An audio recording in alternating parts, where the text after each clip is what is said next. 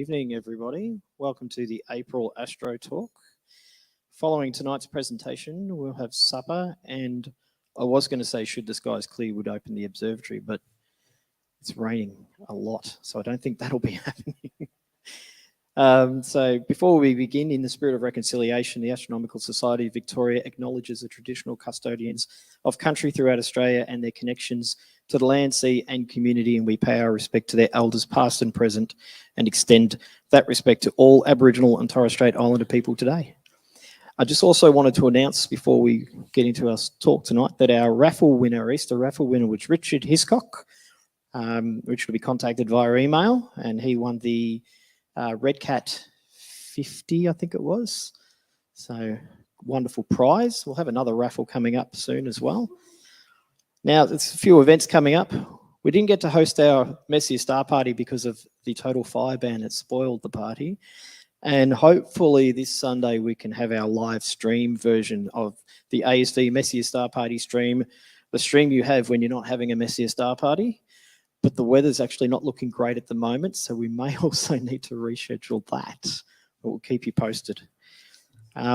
On the 22nd, I think it is, a Sunday the 22nd of April, pretty sure that's the 22nd, we have our Melbourne Observatory Public Viewing Night and Observatory Tours, the first observatory tours of the year, and they'll be coming back much more regularly, probably once a fortnight on Monday nights, hopefully starting in May.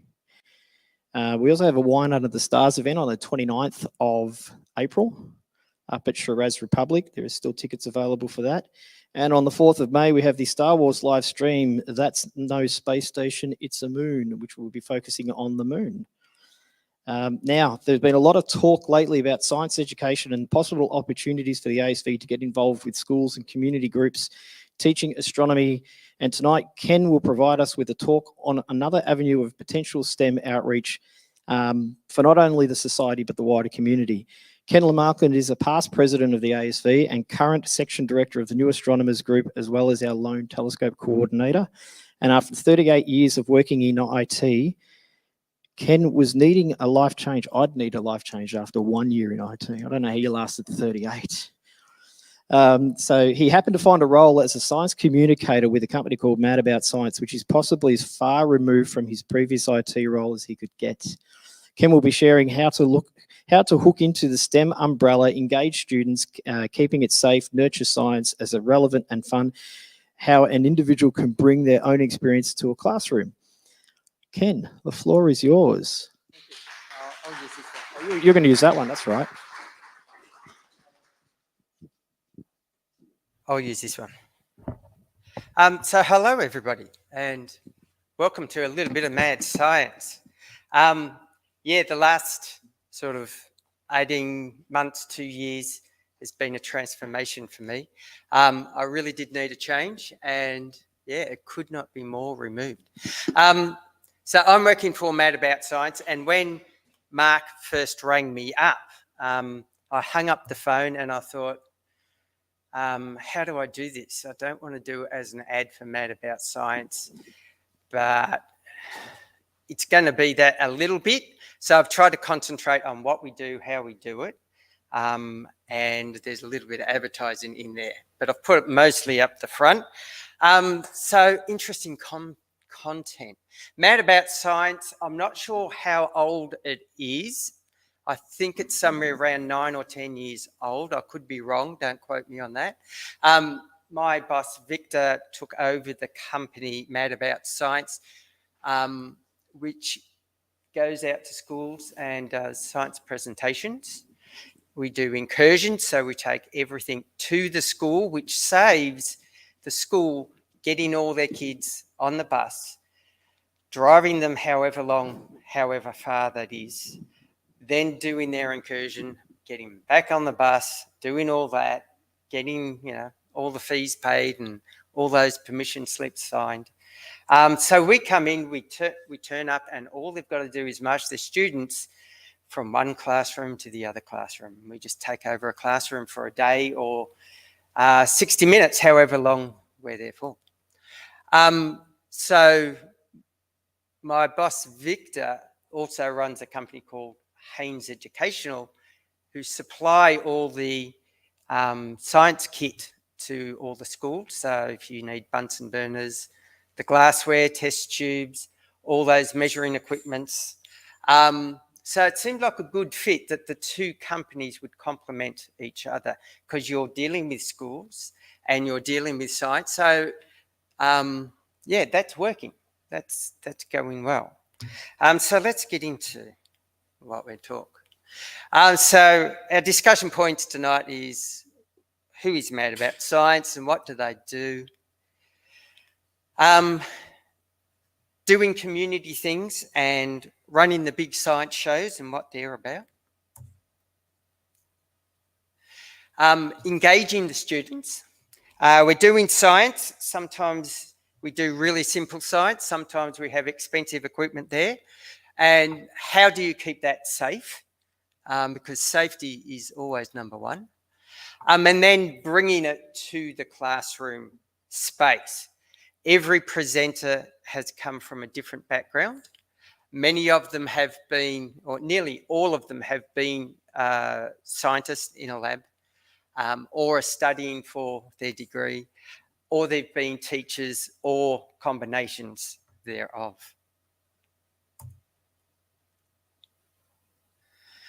So we want to nurture science because it's really important for our future. We have all this technology, technological world, and I often mention in classes, 100 years ago, it was totally different.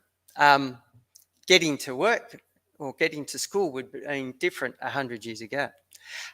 So we want to nurture science and keep it relevant, tell them how things have changed, but also how things are still changing because of science, and make it fun. If you don't make it fun, if you don't bring yourself to the classroom and engage and become a bit of a cartoon character at times, get them thinking, it just won't work. Apply your experience. So everyone's got that different background.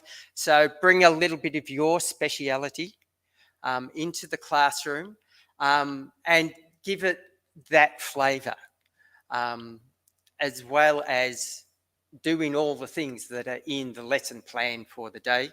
And then we're going to finish, because it's all about me. It's all about me. So we're going to do my science journey story at the end, how I got into all this.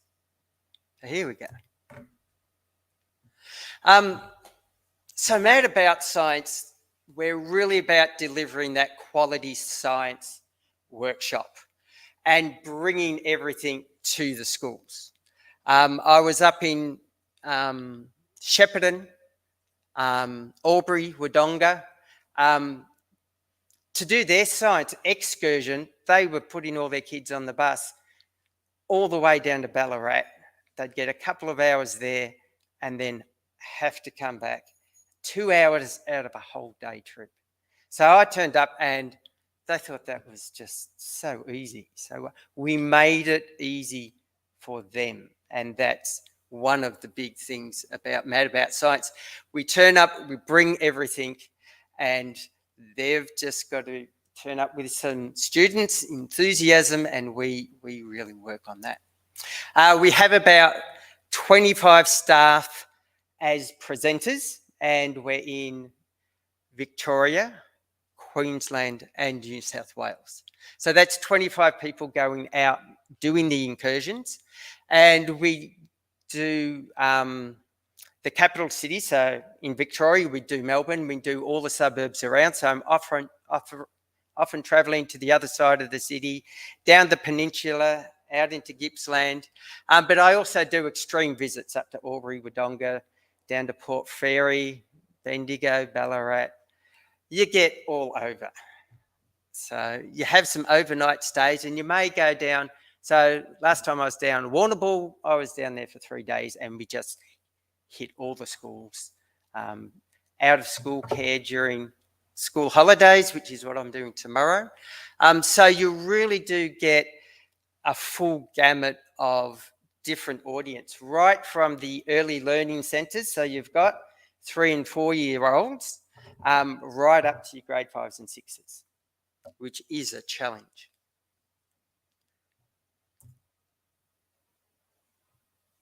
So we're demonstrating the science. Here are some of our presenters. Elephant toothpaste on the right-hand side here. Is my mouse is happening. Yeah, here we go. Got elephant toothpaste down on the floor. Exothermic reaction, hence we've got all the heat and steam coming out of that reaction. You've got some nasty chemicals.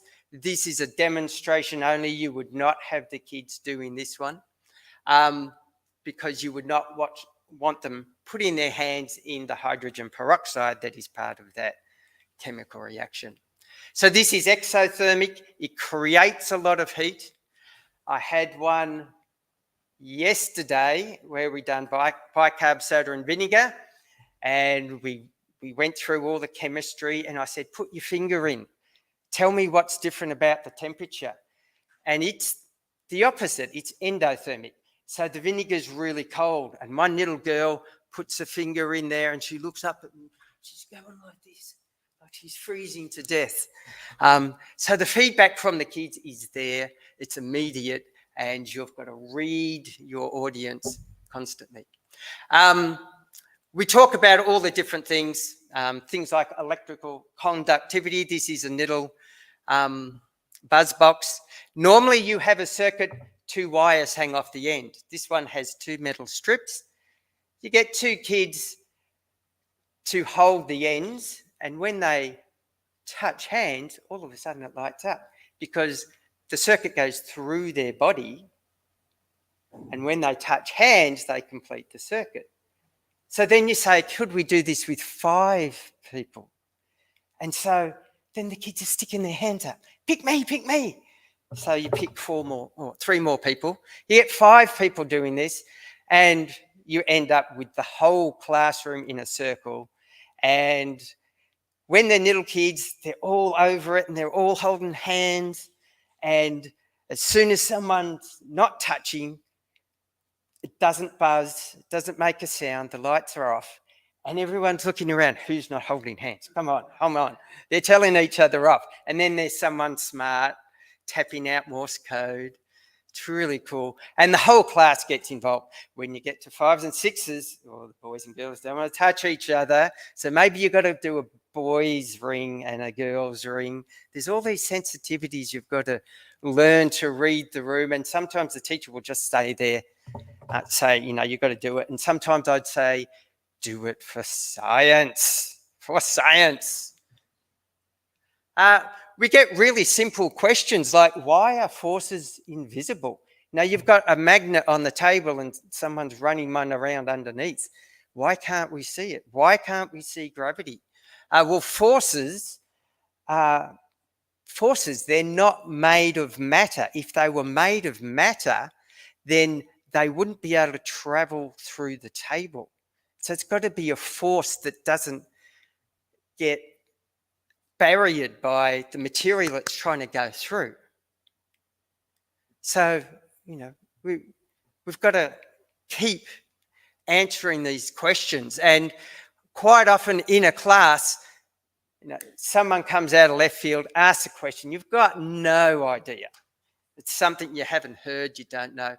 And the key word here is, oh, I don't know, but there's one for your class investigations. So after the session, these kids are going to take their science back. Teachers are often taking pictures of the whiteboard that we write up of all the activities and diagrams of things happening, what we do. And these become class investigations. So if you don't know, it's better to say, I don't know, than say the wrong thing. And then they find out you said the wrong thing. And they said, well, this science person didn't seem to know much. It's better to say I don't know. We need to find out. There's your class investigation. So always checking yourself and being honest to what we're doing. So Mad About Science has a wide range of workshops. And the key thing, if you want to get into schools, is aligning with the school curriculum. So we cover all the different sciences that the schools are doing. If we don't do that, we don't get into schools. And we'll talk about, I've got another slide about that, and we'll talk a bit more about that. So all our engaging presenters have science or teaching background and bring all the science to you, to the school. Okay. We also do science parties. It was really funny. I was in the office the other day, and our receptionist, who does all the bookings, got a call saying, "Do you do adult parties?" And it was someone turning 60, and he was into science. All his mates were into science, so they said, "Can we have a science party?" It's totally legit. So it is an odd one out. But we do lots of parties for kids. So we come to them, whether it's the weekend, during school holidays, whenever it is, we try to meet that. So we take the party to them. They get a choice of different activities. So we can do popping rockets, foam fountains, we can do dry ice, all sorts of things. We bring lab coats, we bring safety glasses. They get to pick 5 activities from a list of about 12, I think. So they get to pick what they're interested in. We theme the invitations, we can do that for them. And they get a 15% discount on anything they want to buy. So that can help with their present, you know, whatever they want to do. So we come in and provide the fun.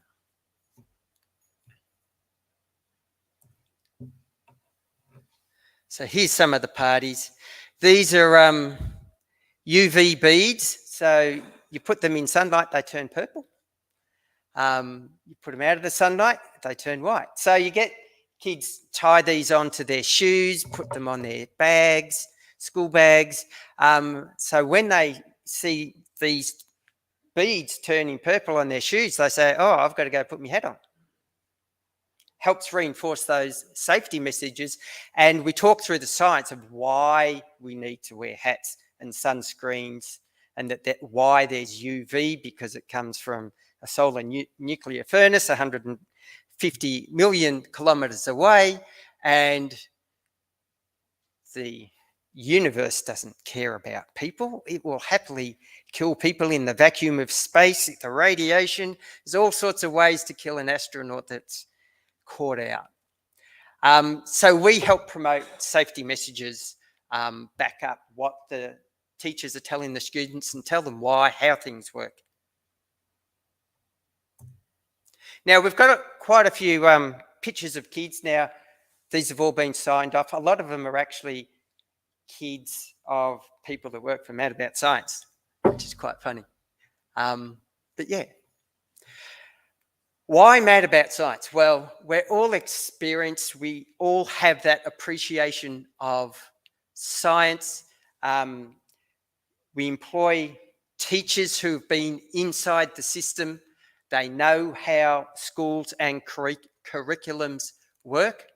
And we've got to build kits. We've got to come up with new ideas of kits. And those new ideas come from people sitting around bouncing ideas off each other. You know, we need a new kit to address this. This kit's got really old. The ideas that for 5-10 years ago have changed. We need to refresh it. We need to update it, or we need something totally new. That comes from the people within Mad About Science.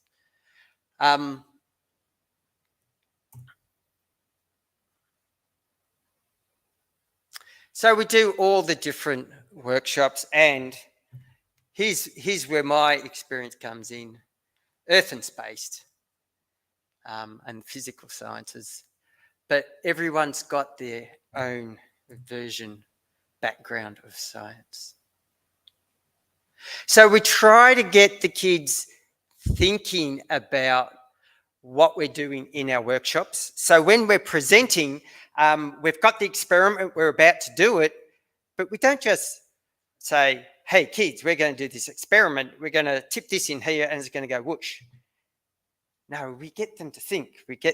We ask them, what do you think's going to happen? Let's make a prediction like a real scientist. Who thinks that A is going to happen? Hands go up. Who thinks B is going to happen? Hands go up. And then there's kids without hands up. So they're not sure, they're on the fence. That's okay.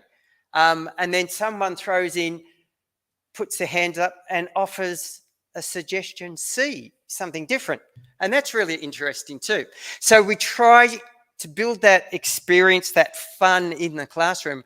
We're trying to get them to think about what they're doing before, you know, that last tip of the test tube, that pressing the button, that, you know, holding the solar panel into the light, what's going to happen. And that makes it more interesting.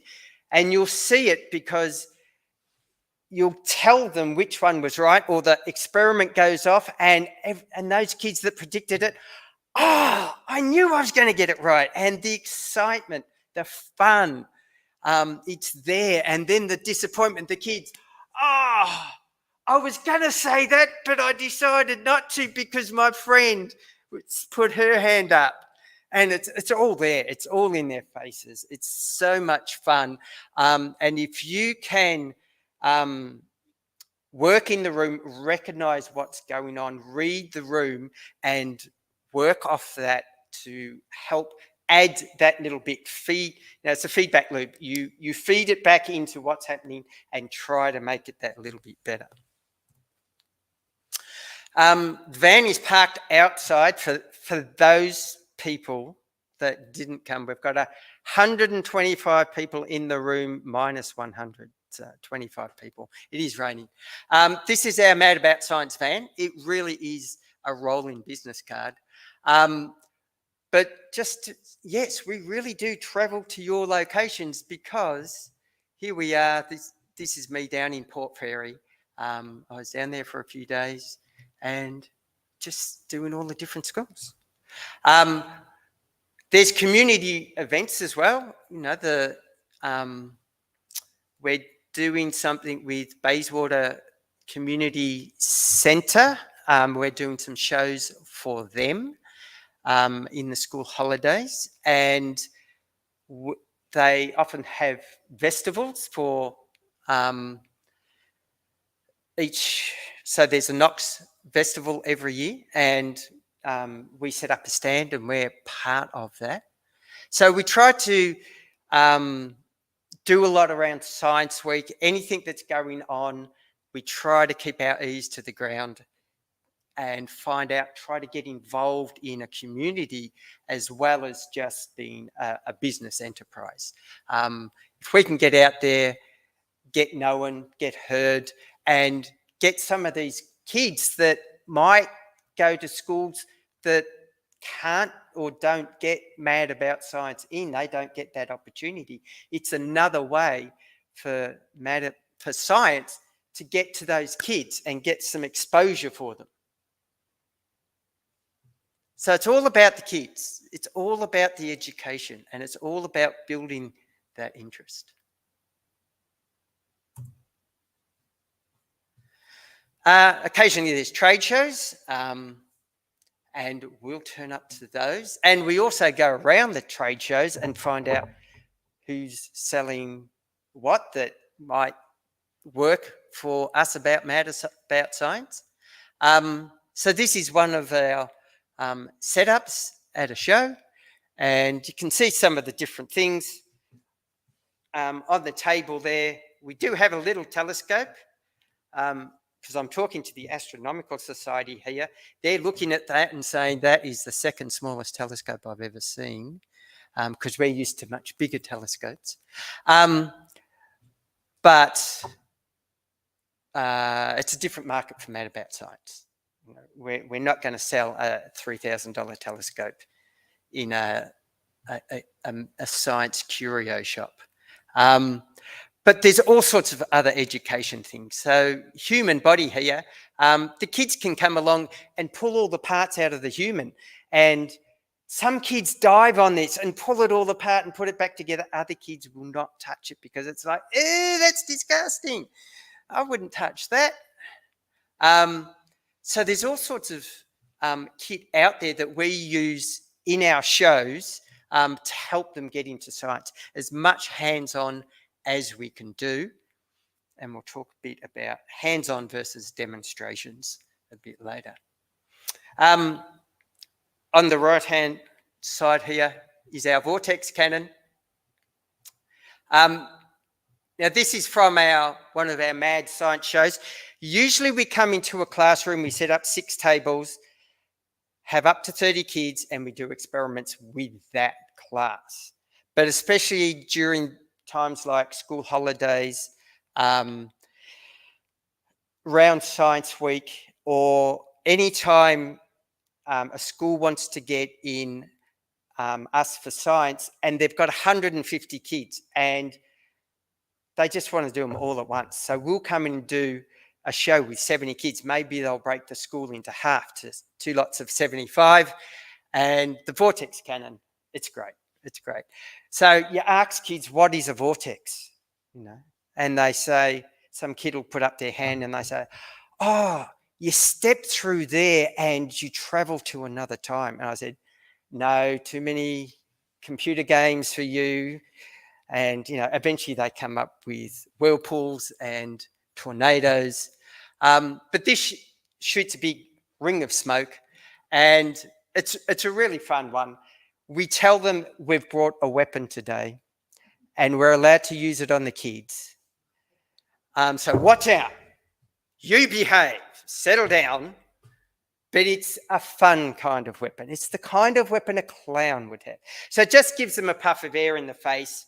But some kids are really sensitive, so you've always got to give kids an out. So you're going to go around and shoot the kids in the face, but you say, if you don't want to be shot, put your hand in front of your face. I will not shoot you. I will not shoot the person next to you, just to be safe. And kids, a lot of kids start like this, and some kids, I come along to shoot them, and just before I'm about to shoot them, they whip the hand up. But after a few people get shot, it's everyone's doing this. Come on, shoot me, shoot me. It's fun. And then you add the smoke machine, because at this stage they haven't seen the vortex. Then you add the smoke machine, and then they can see the vortex ring go across the room, and as it does, it expands out. And you've got to remember that they pop or they diverge, they crash into each other. You don't know what they're going to do. And so they can see the dynamics. It's not just shooting smoke, shooting kids. You're actually explaining the physics behind it. We have the shop. Now, mad about science, we've just moved into a new premises. So we've got a nice big showroom now. We were running out of space because, as I said, my boss owned Haynes Educational. He brought Mad About Science, and suddenly constriction of space. So we're in a nice big warehouse now. Got lots of room. So we're all online. And I love that t-shirt. Bringing it to the classroom. So now we're going to get into classroom goings-on.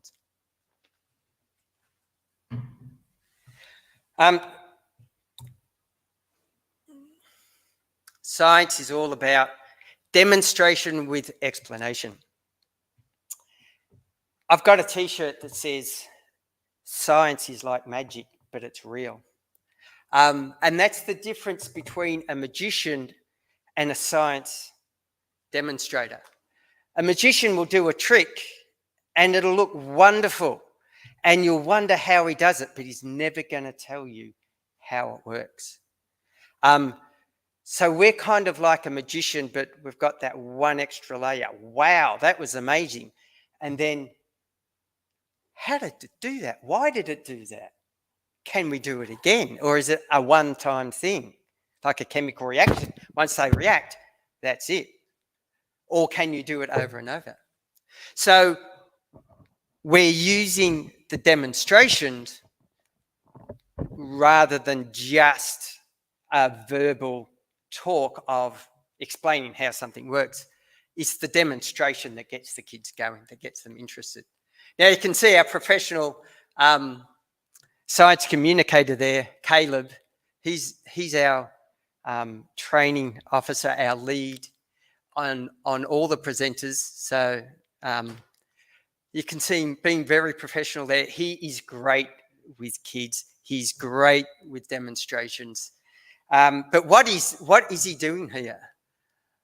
We're making it fun. We're making it engaging.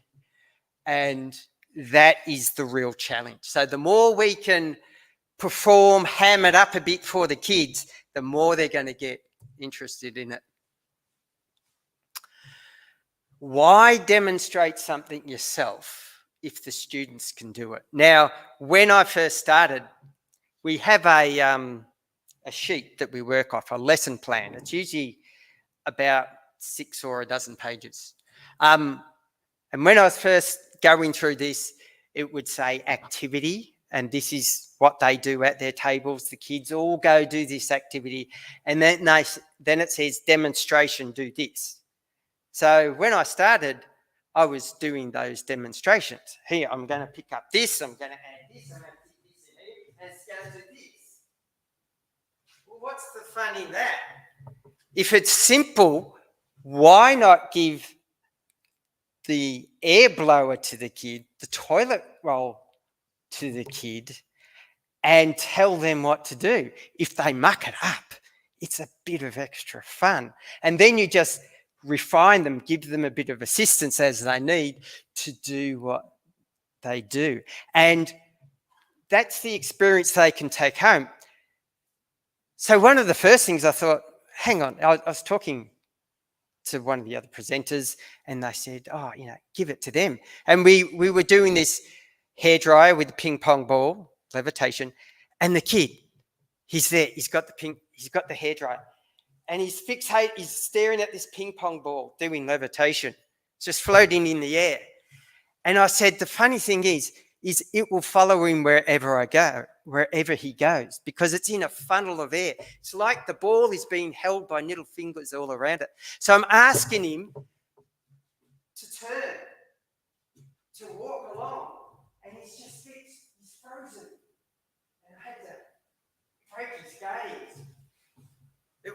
It was fabulous. And then he started moving around. He was even more amazed.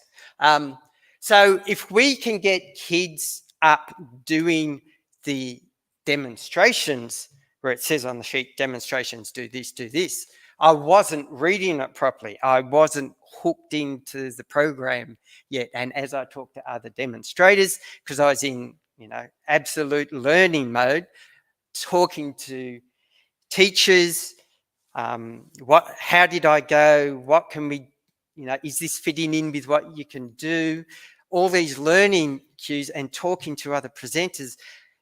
As the first month and the second month ticked over, these things clicked in, and my demonstrations became much, much more engaging for the kids.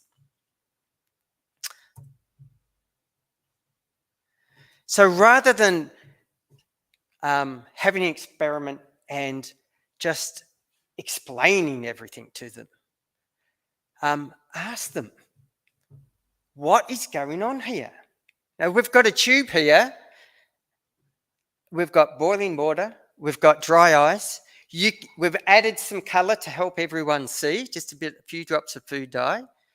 And they can see what's going on. So you say, what is going on? How is this happening? There's a temperature difference. Dry ice is minus 78 degrees. Boiling water is plus 100. So you ask them, what's the difference? And they say 32.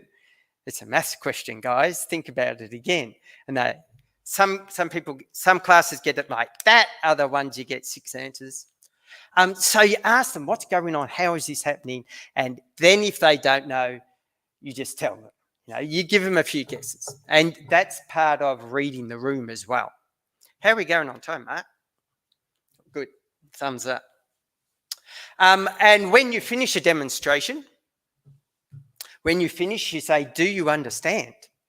So that's their opportunity to say, well, no, I didn't understand, or I've got a question about that, or I don't understand this bit. And you try to tell them in a different way or demonstrate something different. And if they still don't understand, then that's an investigation for them to follow up on. So you do your best, and then you hit the ball over into their side of the court, class investigation. Okay? So this is Cartini here. I went to a school the other day and the kids were actually asking, how's Cartini? So they get to know some of the demonstrators.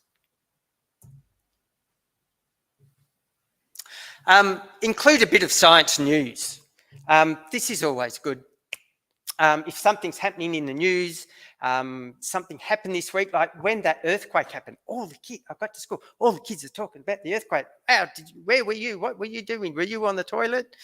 All those things, you know. I was in the car. I didn't feel anything. Why is that? I was walking the dog. I saw the trees shake. All these things, it got them talking.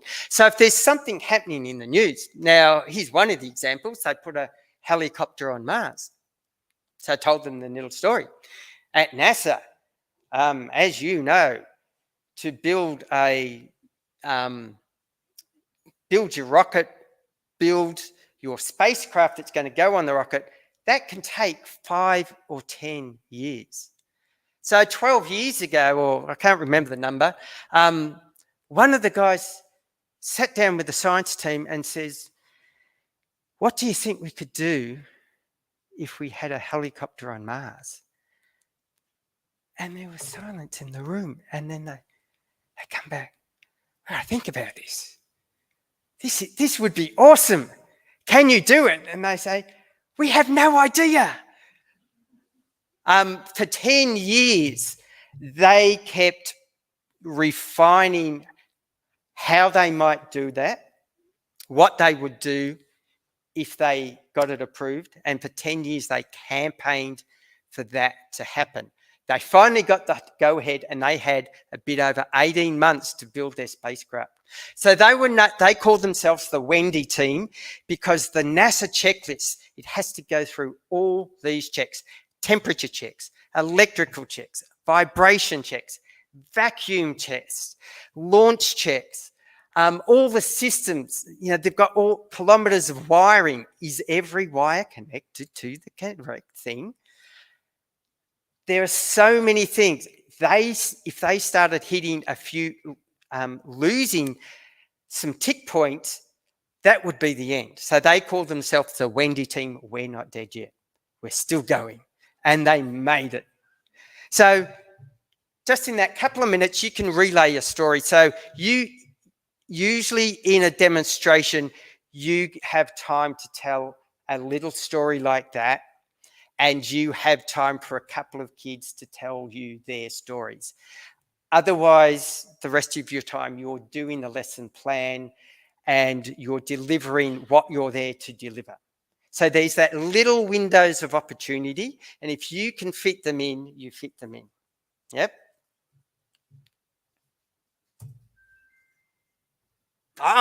Juggling balls. Somewhere in there.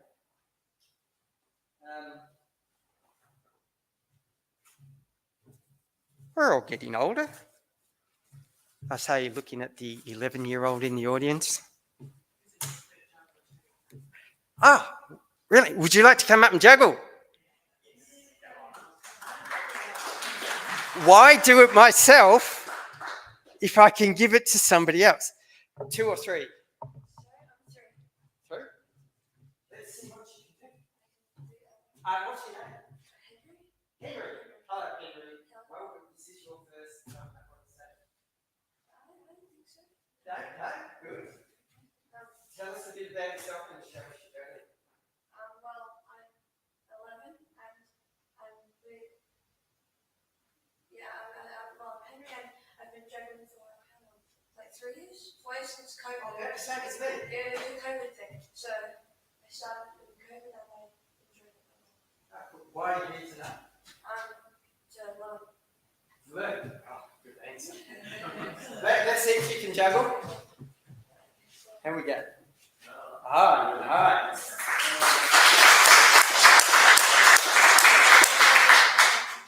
yeah, I'll give it a go.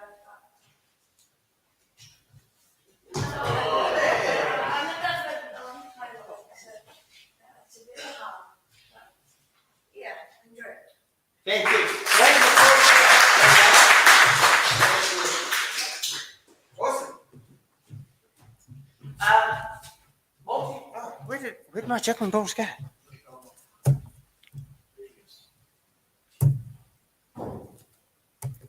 No, I don't want to do that. Juggling balls. Multi-purpose display. So, here we go. If we're talking about atoms, our juggling balls are suddenly protons and neutrons. Yeah?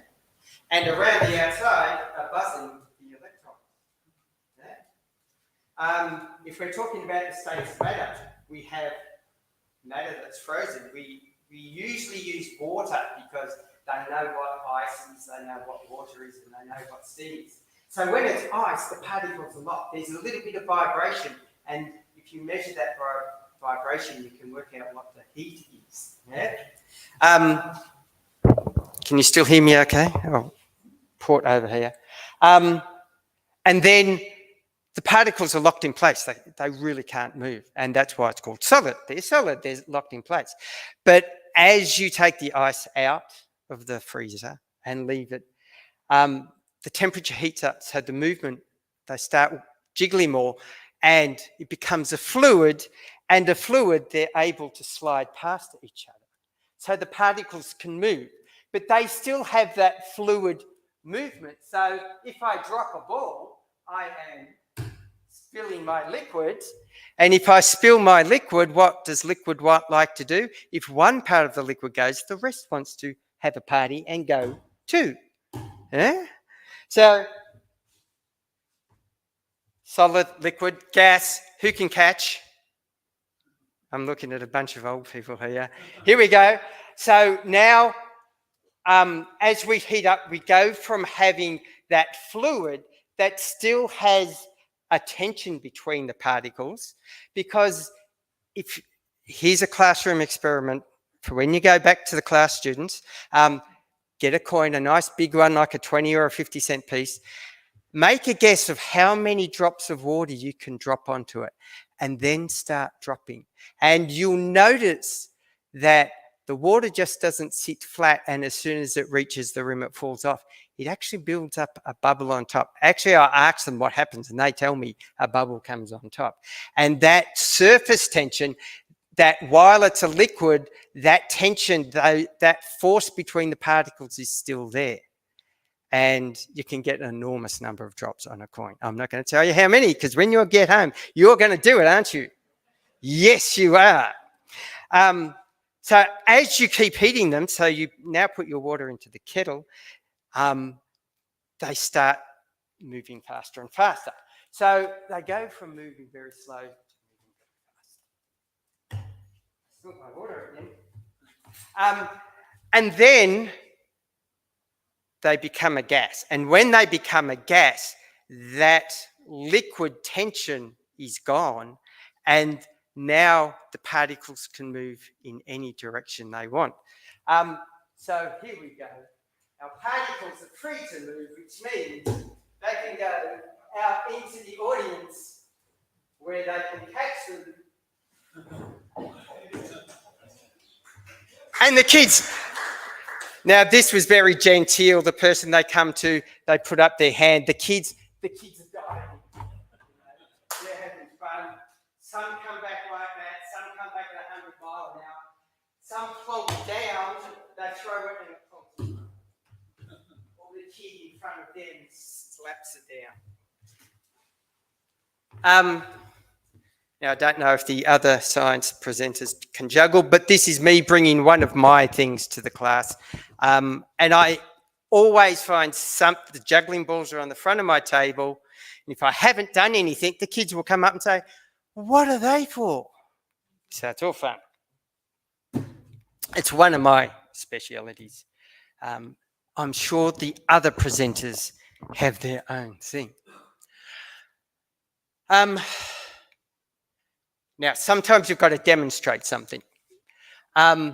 Preferably, there's no risk to the volunteer. They're coming up on the stage.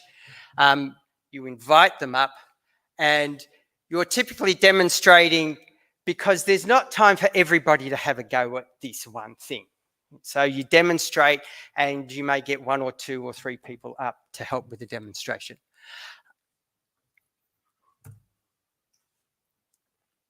Sometimes there's a little bit of risk, but you want it to be low risk.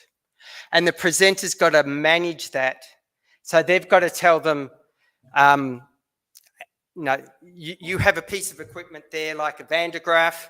It's going to produce tens of thousands of volts of electricity. So you ask them when they come up, please stand there and hold it. So you switch it off or ground it or do whatever you need to do. And then you invite them into that space. You demonstrate what they need to do. If there's a little bit of risk, demonstrate what they need to do. You may need to ask a question, such as a Van de Graaff. You may quietly ask them without everyone else hearing, do you have epilepsy or pacemaker or something, especially if you get a teacher come up, because sometimes I've had students come up and they say, I'll do it if the teacher does it too. But so you've got to ask those questions, make sure they take their electronic watch off. So you invite them in that space. So anything they must do or must not do, and they have to be really simple instructions. Stand here, put your hand here, and when we finish, hands by sides, jump off, step away. So something very simple. If it's complex, the kids won't be able to follow it. And if it's something like the Van de Graaff, I will ask the teacher to pick someone from the audience that's really good at following instructions and is well behaved. They're not going to muck up. So the presenter needs to make that judgment. He needs to know the risks before he arrives at the school. That's part of our training. We just went through another round of training, and we have, the dangerous experiments, the liquid nitrogen, the Van de Graaff, the dry ice, the things that, have that little bit of risk and how to manage it. So we're all trained on safety. When you get a volunteer up on the stage, did I just do this? Ask their name so I can engage them directly, encourage them to share their experience, ask for a round of applause as they exit, because science can be scary for some kids. Now, often I say, for our next experiment, I need a volunteer, and they put their hands up, but they don't know what they've got to do when they get there, which is part of the excitement.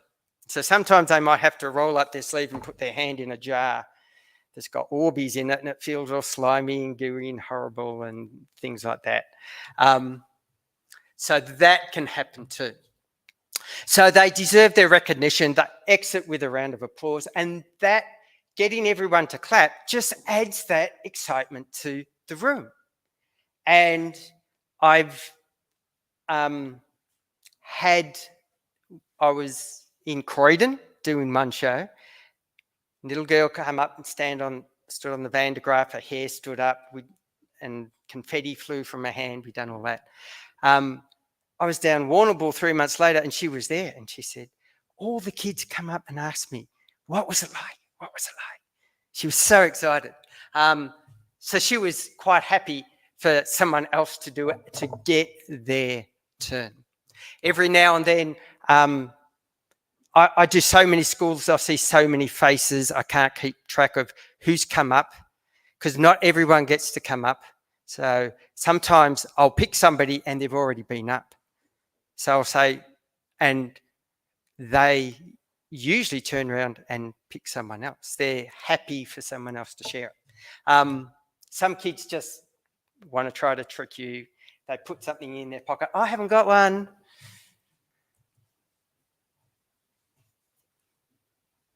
If the kids look scared, now why not give them the power over you to do the demonstration on you? If it looks a bit scary, become the guinea pig, give them the power. So this is our Vortex Cannon, our blue Vortex Cannon up here. And they're shooting this cup off his head. So it's flying through the air. So this is what they do before we introduce the smoke to show them the vortex. So there's a bit of role playing you can do. Mark's looking at his phone. How am I going for time? Good. Good. You can do a bit of role play. So if you're going to shoot something off their head, we put a little pie plate on their head. So you take them back to the Wild West. You get out there. Howdy, partner. How are you today? It's a mighty fine day this morning. I imagine you rode your horse in today. And they say, no. Oh, you can't afford a horse, so you bring the donkey instead? You do a bit of role play. We have... I upset the connection. We have one called Forensic Detective. So you start the session by, there has been a crime committed in this very room. Oh, and the grade sixes go, ooh. One of the groups I went to, I was talking to the teacher before, and they were all about all the different community roles there were. So I went through the roles. So you invite them in. Thank you. You are our new forensic team. I am the forensic team leader. So I'm going to help you out today because this is your first assignment. And you walk them through the footprints, the fingerprints, the witness statements, the pictures of the people who they are. And then they have to go through the forensics. They have to do each experiment, write down what they found. And then at the end, so they have their 6 things. They write down the results of each one. And then they do a summary paragraph. And 4 out of the 6 said, we think this person is guilty. So they're doing their community roles. So I tell them, fantastic report. And I'll question them on the footprint. You know, was it definite identification, or were there 2 that may have looked similar? You know, so you question them on one of their points. And then you say, well, great report, but it's not your job to say whether they're guilty or not. This report is going to both the defence and the prosecution, and they're going to use your reports. And they're going to try to swing it their way.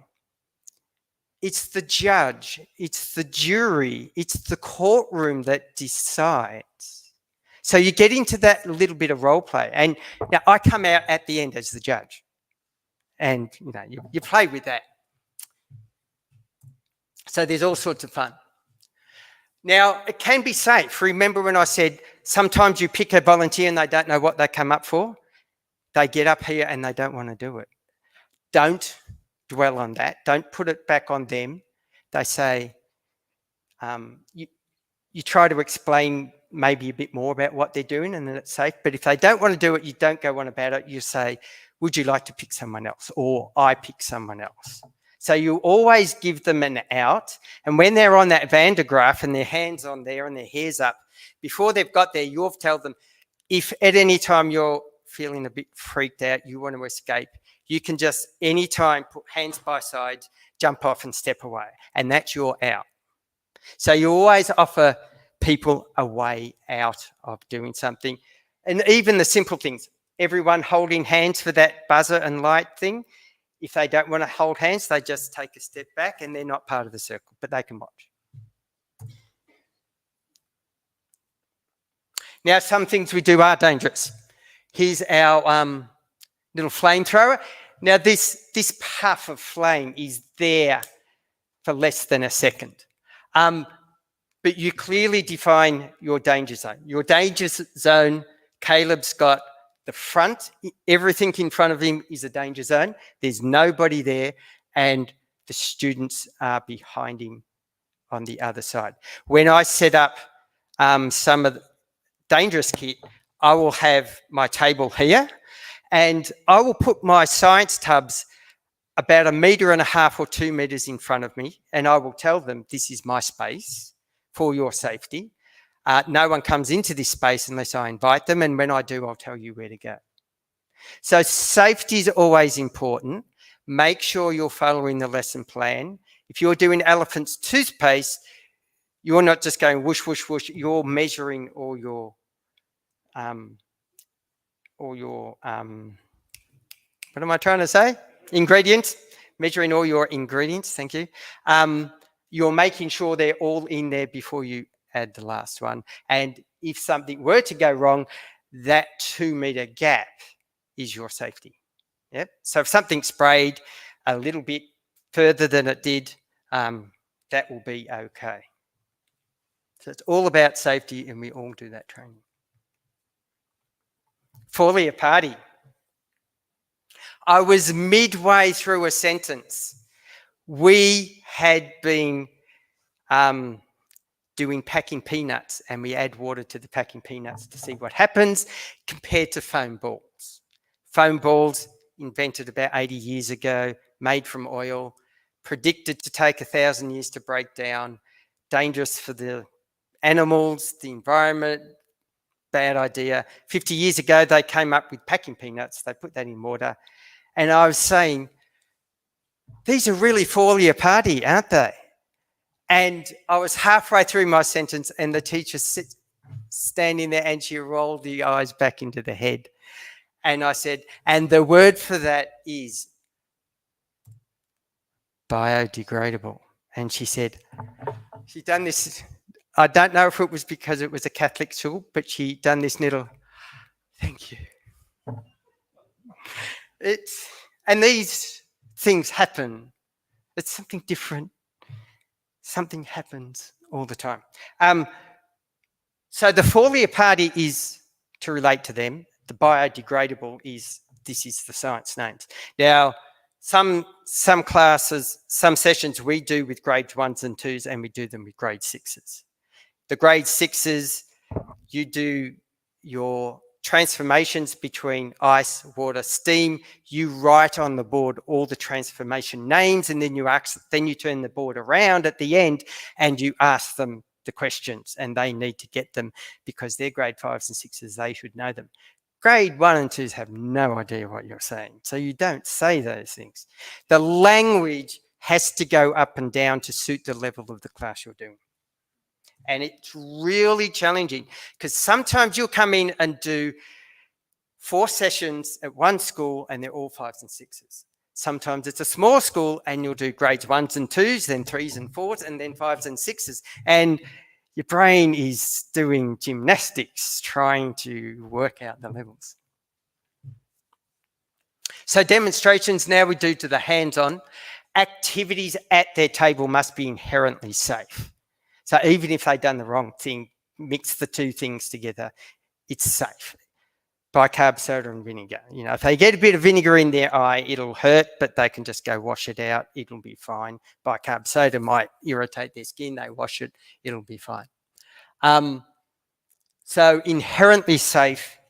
Doesn't matter if something goes wrong, but if there is a minor thing, like we're going to put some hot water on your table and we'll have a 1,000 ml beaker and it'll have 50 mils of hot water in the bottom. So if they spilt it, it would be very difficult.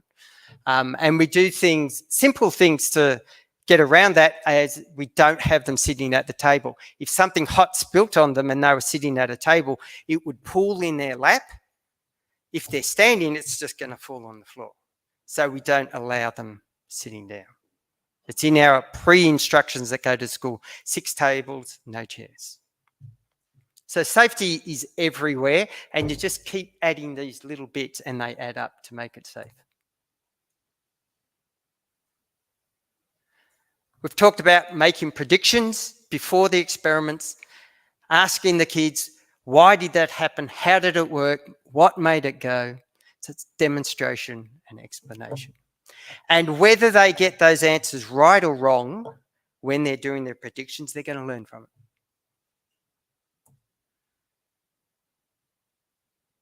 Questions and answers are critical for learning. So do the best to explain what they're doing. They'll, you say, we're going to do this. This is your instruction sheet. We're going to do this. We're going to do A, B, and C. Then wait for my instruction and we'll finish. I'll give you the final one. And they'll say, why are we doing this? Especially because science isn't for everybody. So there's always a little Einstein in the room. Sometimes there's 3 and they bounce around off each other. But it's not for everybody, so some kids won't like it, so you've got to be prepared for that. But the teachers, that's the other distinction. The teachers are there to assist, so they do the discipline, and we do the present, and we'll work with the kids as best as we can.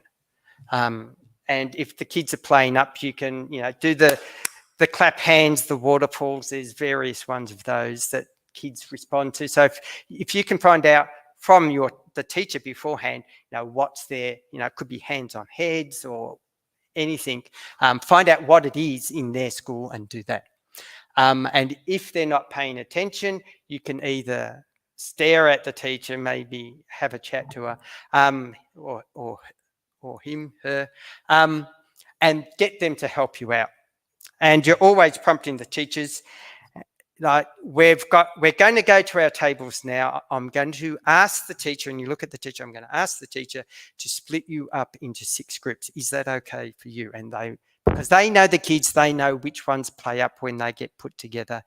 And when you get to 5s and 6s, they're usually okay to split themselves up. So question and answers, and always have a question time at the end. Yeah, for them to ask you questions. I'm the scientist here today. Before I go, anything you need to know? Have you got a general science question that's really been bugging you? There's all sorts of funny stories. One kid asked me that he had heard children have bendy bones, but adults don't. So how does that work? Just so happened 3 weeks before that, I watched a show about bones. Bones are made of 2 things. They're made of the calcium in the bone. If you had just calcium bones, you could jump off a couple of steps and your bones would shatter. It's really strong, but it's really brittle. But your bones also have collagen. They're a composite material. And the collagen, when you're young, you have a lot more collagen, and you're like a tree growing up. The tree is skinny. You can go and push the tree, bend it round. You're still growing. You're not an adult yet. So like a tree, you can go and bend the trunk. And it's really good because you're learning to ride your skateboard, your bicycle, you're falling over at basketball. If your bones bend a bit, they're going to break less. It's really good. You think you've smashed it in hurdling. You're out there winning the hurdling. Next month, you've grown an inch, and all that coordination you had, now your foot's a further inch down from the ground, or your knees a bit higher up. And now what you've done a month ago doesn't work. You've got to adjust yourself because you're a bit taller. You've had a growth spurt. So you're falling over. But sometimes you don't know. So how did I get into science? It was my dad who first showed me through a telescope. I was only 4 years old. Now, the bit of the story I don't remember is he had already been trying to show me a few things in the telescope. So I was 4 years old. So he put it on Alpha Centauri, something nice and bright that my eye would lock onto. And this picture, he was pointing at the star, and I remember grabbing onto his arm. Is that the star we're looking at, Dad? And I'm looking through this. No, and I was arguing, that is not the star we're looking at, Dad. And we argued for several minutes. And because I was 4 years old, it was obvious that I was the one that was correct. And eventually Dad says, why isn't it that star? And I said, Dad, because when I look in the telescope, there's 2 stars. And when the one you're pointing to is just 1 star. So it was a double star. Yeah, Alpha Centauri. And back in 1966, they were quite a way apart, so his little 2.5-inch refractor could actually separate them. Probably wouldn't do it today because they're much closer. So he told me, I can still remember him saying that. How does a memory from 56 years ago stick in your brain? A telescope is like a magnifying glass for the sky. And I thought, great, that made sense. And I started my lifelong journey of science from there. Every time I had to fix something that was broken, I got a red scooter from my brother because he got his bike. So I got the red scooter, and Dad comes out the next day, and I've pulled the whole scooter apart to see how it works. And there's ball bearings on the ground because that's what they had there then days. And I couldn't get the ball bearings back in. And I had black fingers. Dad, how does this work?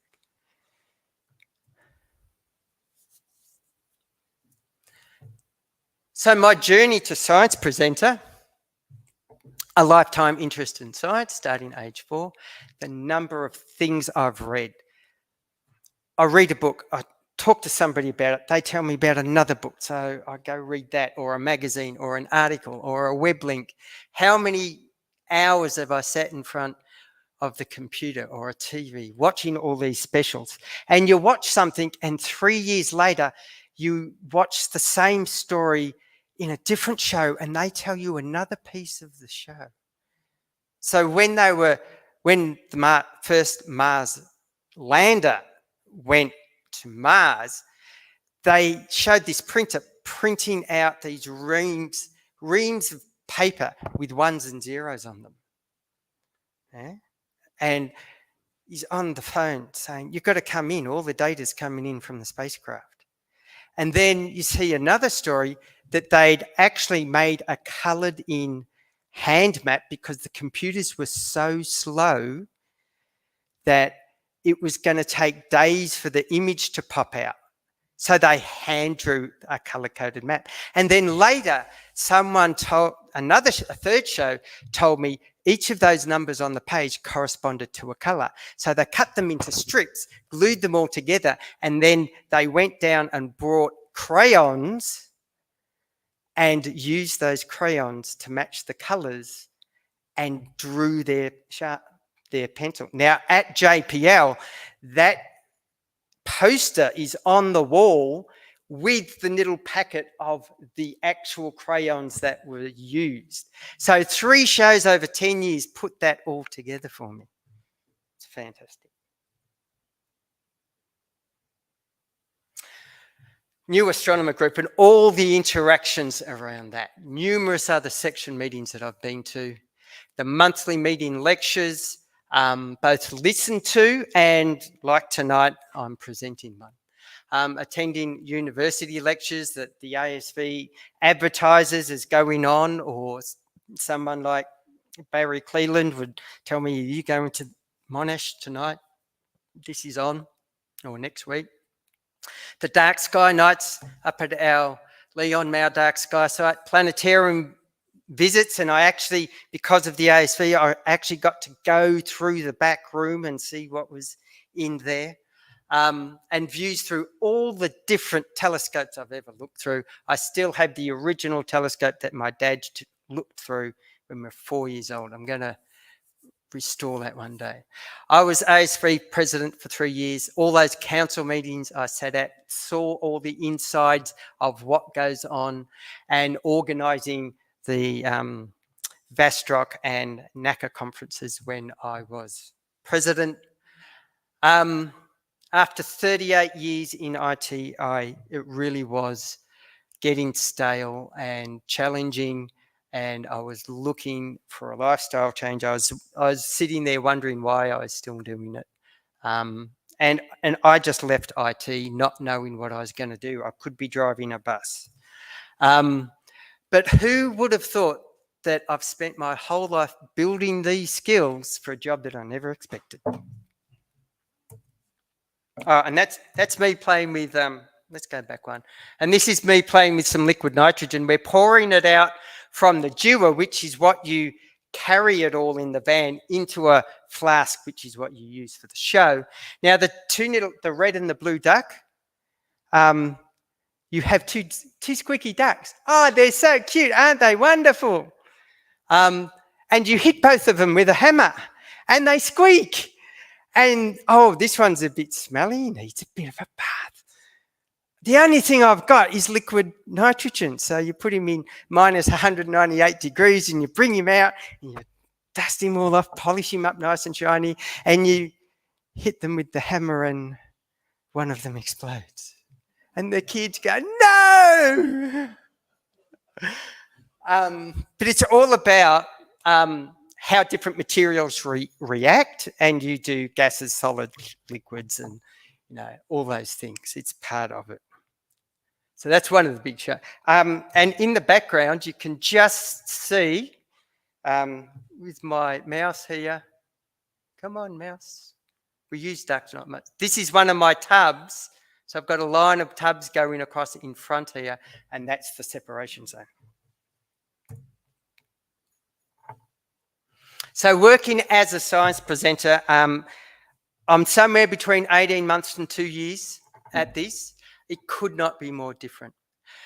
The move from working from adults to kids, adults to kids, is totally different, and the responsibilities are different. Working in IT, you've got to be really responsible, and you make a mistake and it might turn up 3 years later when someone tries to do something a bit different with your software,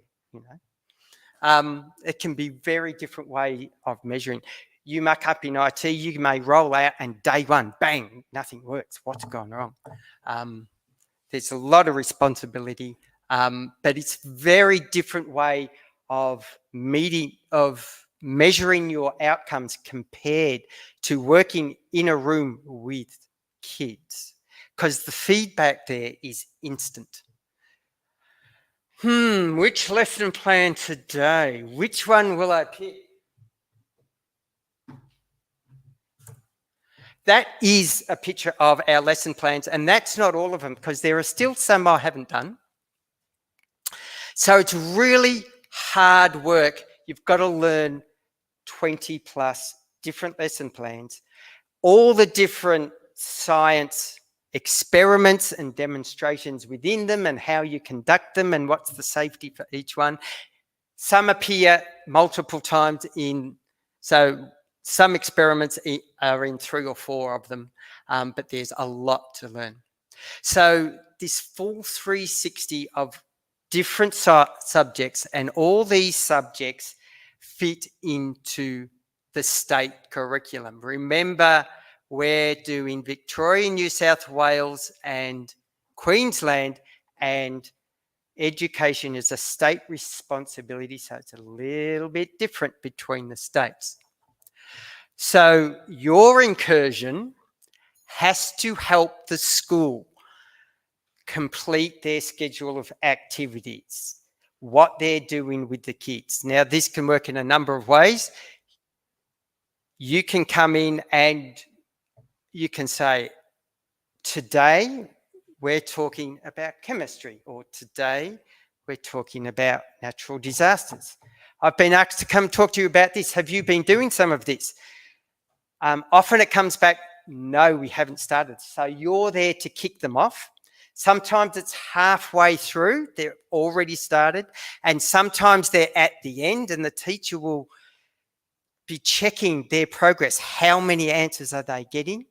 How have they done? So you're rounding out what they've finished, filling any gaps that they may not have done, or reinforcing what they've learned.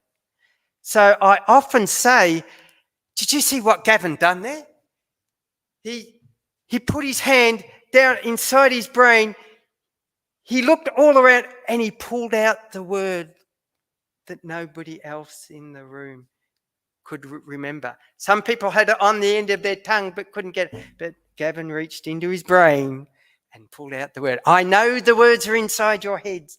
I've just got to help you pull them out. And some kids go, oh, when I do that. But every presenter builds up their words and their little sayings and helping kids out. You're trying to reinforce that they've come up with something great. They're doing good. They're responding. They're on the right track, whatever it is. So the feedback is instant. So you're feeding off that. But the schools all have feedback forms, and they have the opportunity for every session to give feedback. So that keeps all the presenters on their toes. Every now and then you get pulled up. You've got to talk about it. You've got to work out, have you tried this? Where are you doing this? And work out what you need to do next. Because you're always building your skills. So it's a bit daunting, but it is good for us. It's a huge team effort. So it's a lot of work just to get a presenter to a school. School has to have a website they can go to, look at all the things that are available, pick which one they want. What's it cover? They can ring up and say, I need some more information about this. And the whole team works to support that brand of Mad About Science. So the bookings, the scheduling, building those calendars that all the presenters have access to so they can see, what am I doing next week? So next week, I know where I'm going, what I'm presenting, what times the session's on, how long are my breaks in between? If I'm doing multiple schools, how long do I have to pack up, get to the next school and set up for the next one? And is there a pie shop in between? Yeah. All the lesson plans built by the people at Mad About Science, and we constantly, every now and then we come along and refine those, add those. Risk assessments. So some schools will ring up and say, can we please see the risk assessment for this lesson plan? So people have to check out all the things are in the kit, what we're presenting. I went to one school, very studious presenter at the front desk, telling me about evacuation plans and this and that and the other thing. And she says, will you be doing electricity? Yes. Oh. Will you be doing fire? Yes. Oh. But we've all been trained. We do the safety. We have zones, those things. OHS sign-offs before we arrive at school. They have our working with children. They know, do we have our vaccinations and whatever else they need to know. Sometimes it's boys only, girls only, so they ask for a man or a woman to come and present. All sorts of things go on. Our science kits, so we're taking 2, 3, 4 tubs into a school. If we're doing 2 lessons, we can have 6, 8 tubs in our cars. And all that's got to be stocked, provided. They have to get it to the presenter, although I'm 10 minutes from there, so I come in and do my own. And you've got to have people all living all around Melbourne so we can cover all the different areas. Safety training, flyers, brochures, online presence, advertising, and all the session info, and the list goes on. The number of people that are backing up presenters like me, helping out, and then Victor's pulling all the strings of where the company's going, what we're doing, what we could get into, what we, isn't being booked anymore. Why is that? Do we drop it? Do we refresh it? And then Haynes Educational, which we've talked about. So they complement each other. So that is the end of our talk. Now, we get to the Q&A session. So I have some certificates, achievement certificates here for you tonight. Now, if you've been listening, if you can answer some questions, you can get these. Well, we all know Gavin's been listening because we found out a few things tonight, Ken. Firstly, Gavin's got a brain. Secondly, there's going to be a lot of adult birthday parties coming up. Could be. I also think we should get you guys up to the star parties. That would be great for the kids because we don't have a great deal for the kids at the star parties other than some games. I think this would be a really cool, good way of getting kids to site for those parties. Yeah, if we can work out when and what to do, yeah, we can I think it'd be wonderful. work something out. Also, my hair's done with the Van de Graaff too. You can ask any presenter, so you can ask anyone but Ken. Anyone but That's Ken. fine. Anyone but Ken. Does anyone have any questions? Oh, got a couple. Oh, we've got a spare mic. Awesome. Thank you. Thank you for sharing your infectious enthusiasm. If you want Kevin, you can go on to another job and take over from Dr. Carl on the radio.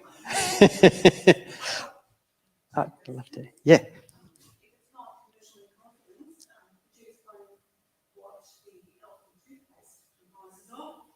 And the second question is, could you give an example of where you actually covered space in astronomy in the past? And I know it's not a great feature in the curriculum for some of the other features in biology, but it would be good in your astronomy.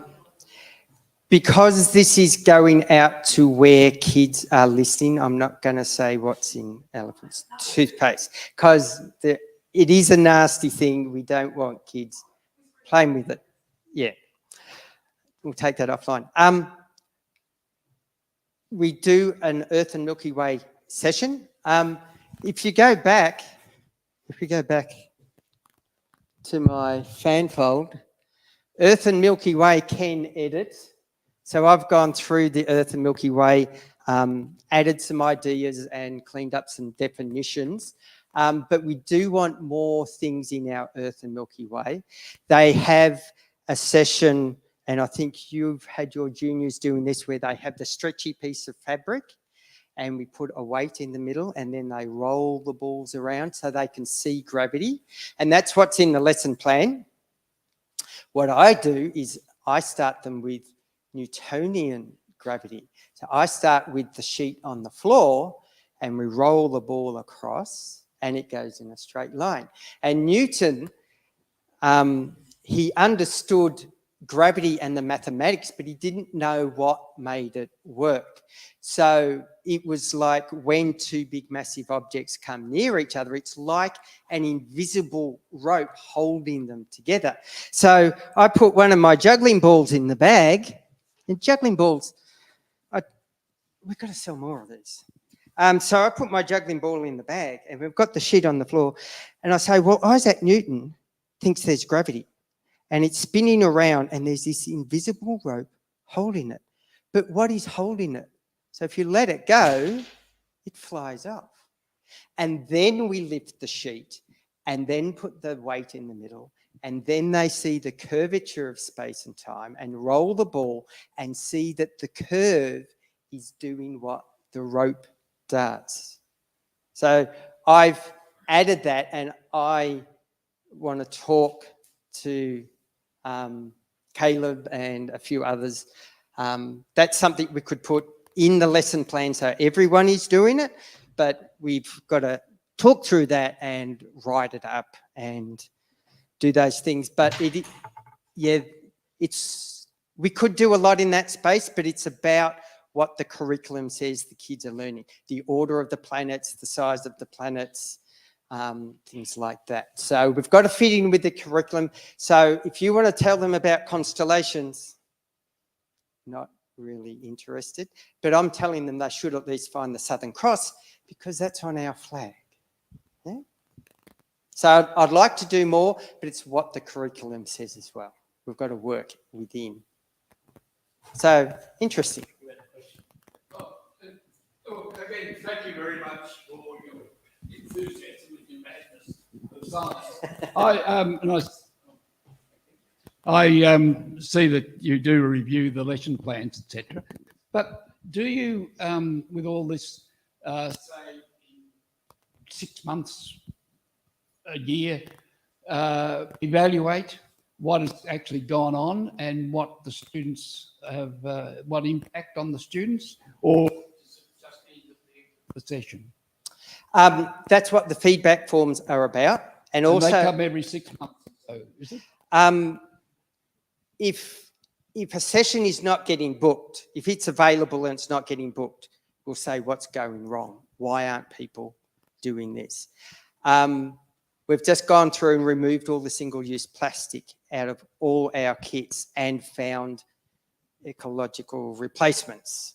We're just building, and we used to have a global sustainability session, and we've now changed that into an innovations that includes AI and robot learning and getting kids to compare old technology, such as having a paper map in front of you and comparing that to a Google map.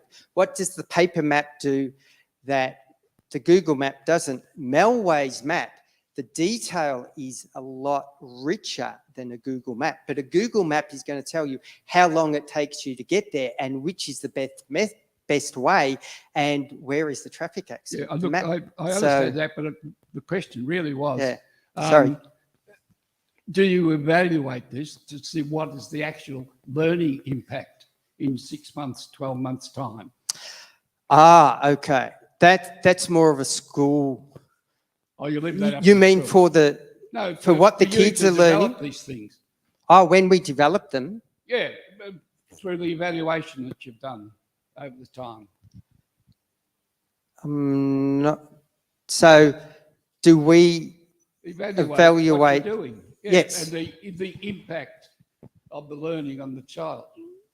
Well, the long-term impact on the child, that's not something we can directly see. We can see in the classroom But whether can't you they're do learning. an evaluation on that? What do you mean by evaluation? Yeah, when they're rebooking. Yeah. But in the classroom itself, when a session ends. No, I'm not worried about that. I'm just worried about this entertainment, which is really good and exciting. Yep. But is it all over in a week or 2 weeks' time with the kids? Or in 6 months' time, what is the impact on their learning? What have they? So they'll be doing a subject this term. Yeah, but does your organisation do that evaluation to put it into the lesson plan? Or do they just make those lesson plans up, thinking this is what we've built the lesson plan based on what the education department is looking for. So we're fitting in with what they're trying to teach, and we're talking to the teachers before and at the end of the session. How did that go? And we often talk amongst each other. And there's a group. A lesson plan isn't written by one person. It's written by a group of people. Yeah. So we can talk later. I'm not sure if I'm understanding the question. Maybe I've got it wrong. Perry. One more question. Ken, more of an observation. It appears that I don't know how much fun your students have that you present to. A lot. But you appear to have an amazing amount I do. of fun. And the observation I want to make is about those juggling balls. There seems to be a connection between juggling and astronomy, but I'm not sure exactly what it is yet, but I can give you this anecdotal evidence. Please do. In 1995, I had a gentleman staying with me and my ex for a few days. Some of you may have heard of him. His name is John Dobson. Yes. And John Dobson had his 80th birthday while he was staying with us. And I took some photographs of him, and in one of the photographs you can see him sitting on the couch, and there's 3 tennis balls next to him. Oh, there you go. I was amazed that at the age of 80, the moment he sat down, he pulled out these tennis balls and tried to perfect his juggling. So there's got to be a connection there between juggling and astronomy. Astronomy and the universe and juggling. Yeah, you can put them on the table and do orbits and build a solar system or a couple of planets as well. But it's nice to know I have something in common with John Dobson. Yes, and I thought if We're an like this. 80-year-old gentleman can do it, Yes. I better give it a go. So I learned how to juggle. Well, I started at 56 to keep myself agile and coordinated. It's working so far. You do drop the juggling balls all the time.